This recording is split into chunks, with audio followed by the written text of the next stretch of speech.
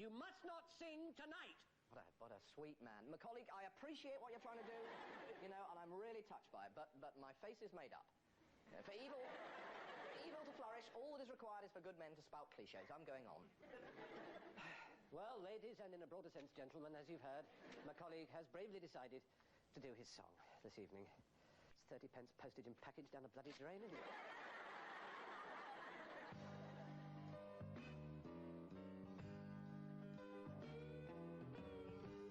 Well, I don't mind being lonely. I don't mind being poor. What I mind is being misunderstood.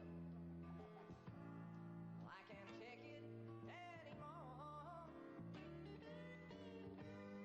You may say that I'm a loser, and I won't say that that ain't true. But if you say once more that I'm a hoover, then baby, I'm gonna have to disagree with you. Too many times I've been called a garage. More than once I've been termed a hack. For more than a year I lived in your pocket. Why, you thought I was the key to your flat. Now I'm saying that that's all over. I've got to stand up for what I am. So from now on, I want you to call me. Just call me whenever you can.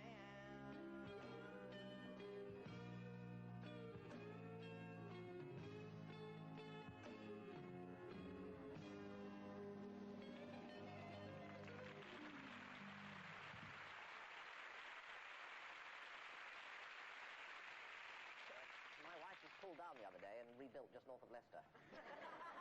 Road widening scheme. Road widening scheme. I said country narrowing scheme, more like. Country narrowing scheme. Think about it, yeah?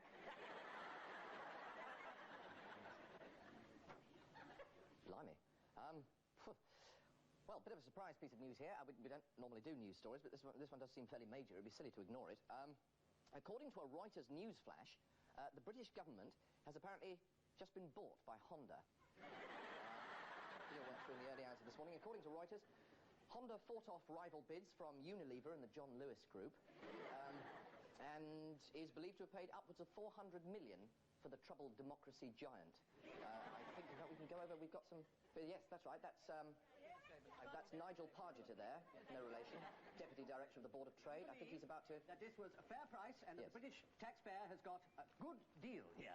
Honda have... if you'll just let me finish. Honda have given us satisfactory undertakings to the effect that they will make no massive changes to the structure of government for at least 6 months, and that their only real social alterations involve converting Wales into a 7 million hole golf course and the replacement of all houses and flats in Great Britain with Perspex living. Have you tried...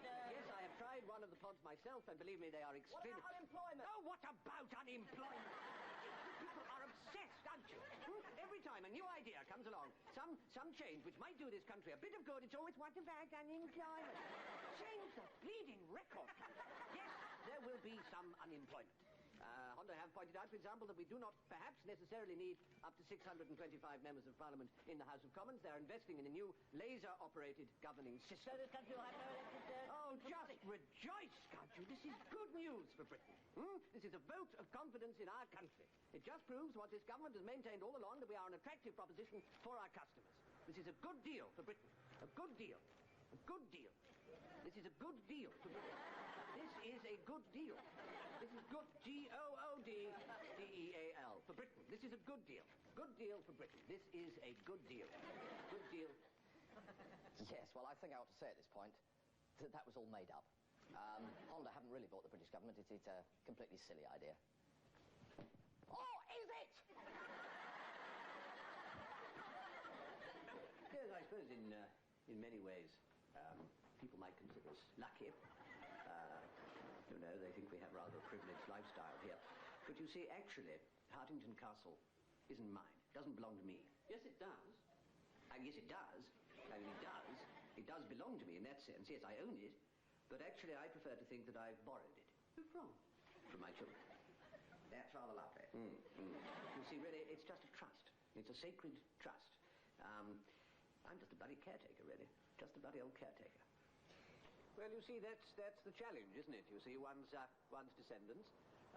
See, the way I look at it is if my ancestors, my bloody old ancestors, mostly a load of old crooks, if the truth be told, if they could, keep this thing going, then it's the least I can. Now, this is what I was going to show you. This is very interesting. This bed, I think, was laid out by, I think it was the third Duke. And these things were very much the thing then, of course. Now, what he discovered was that this was all the wrong kind of soil, apparently. So what he did, well, you see, they thought big in those days, was that he transported 400 weight of the right type of soil from all the way over there. Got a lot of locals in to do it. The whole village turned up and stood them cider and badger cakes afterwards. But you see, they had vision in those days. If I tried to do something like that now, well, they'd probably call me crackers and have me locked up and sowing potatoes as soon as look at me. But it's rather fun. Rather fun. Well, yes, a certain amount of pressure is brought to bear in the matter of children. Obviously, I've got to provide an heir to take over this lot when I'm dead and gone and buried and no longer alive. Mary does most of the work there, actually. It's something of a tradition in our family that the wife actually carries the child in her stomach before it's born. I let her look after that side of things, and absolutely wonderful. She is at it, too. Can't stand most of the children. In fact, great ugly things. Take up an enormous amount of room and cost the devil of an amount to heat and keep free from damp. But, it's all part of the job. Don't get a grant for it or anything. So I call it the job. Most people probably imagine being a duke is just one long round of parties and fete openings and so on. I mean, to me, it is just a job like any other. Like everyone else, I have to get up at 10, put on my own clothes as they've been laid out. I come down to breakfast just like any person would. Peter Ferris has died. Oh, good. And then I might estate manager about the farms, discuss the state of the cupboards with my gamekeepers, and Mary and I will run over the events of the day, who's coming to dinner, what menus we should arrange for the kitchens, and so on. It's really no different from being a coal welder or floor walker at your local Asda. Of course. Yes, we must do something about Mayday claimings. Oh, has that come round again? One rather charming custom around here in the local neighbourhood that surrounds the immediate environs of this nearby area, locally in this vicinity, is the Mayday claimings, so-called.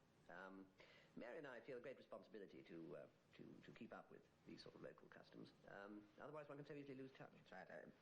When I married Charles, he warned me that what he calls his job doesn't have a great deal of public duty and responsibility, and I was always very keen to share that with him.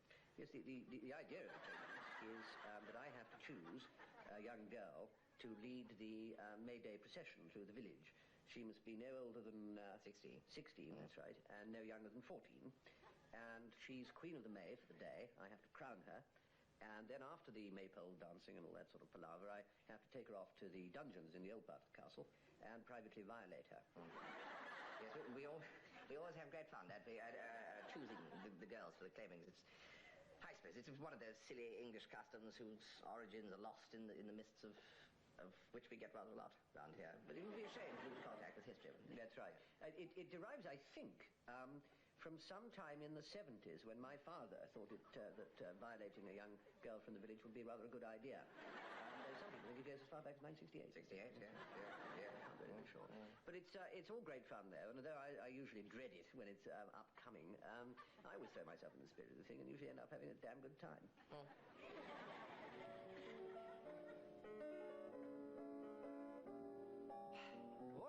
my colleague, 1,740 seconds have elapsed since first we welcomed the viewing several into our lives for another evening of entertainment and hatred. Macaulay, you've opened your mouth and the great truth has come out. I'll save you embarrassment by pretending you never said that or anything like it. He's firm, but he's fair. The great sandwich of broadcasting, we at a bit of fry and Laurie, perhaps, but a thin slice of turkey breast. We nourish, but we don't cause wind. I could have put it better myself. What's more, he could do. He could. So now, my colleague, we have to sweep up the broken shards and decaying lumps of the evening, gather them into an old towel and heave them over the side. Fair breaks your heart, doesn't it? I turn to you now, my colleague, and I ask you to gaze down at the drinks menu and fix us a debonair cocktail selection. Oh, well, now this is a difficult choice. Choose carefully, my colleague. One choice brings certain death, the other freedom. Well, now, you'd expect me to choose the silver prostate, but then I'd know that you'd expect that. So really I should choose the boiling idiot. But the boiling idiot's got Campari in it, and he knows that I hate Campari, so it'll be the silver prostate. Ha! You've chosen wisely, little one. Yoda has taught you well. The silver prostate does indeed bring freedom. Now, to prepare a silver prostate at home, you will need 7 of the following. A cocktail shaker, that's me, a helping of liquore strega, an assistance of parfait amour, lovely purple violet liqueur there, a tit of Maker's Mark bourbon, a rash of Bailey's Irish cream to throw away, square lumps of frozen water sculpted into the shape of ice cubes, and a farewell from newsreader Andrew Harvey, digitally recorded off-air. Well, that's the national and international news tonight. While I mix these together, I turn to the debonair doyen of the dance, and I ask as askingly as I might this ask. Please, Mr. Music, will you play?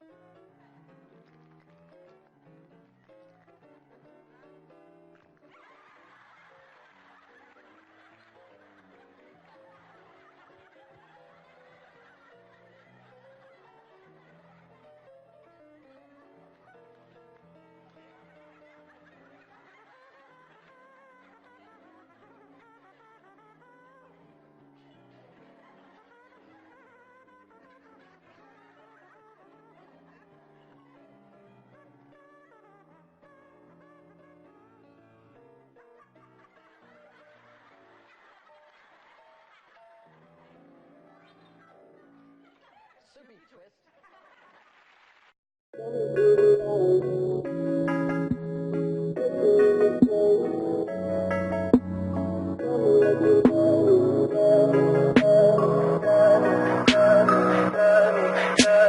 Tell me pretty lies, look me in the face. Tell me that you love me,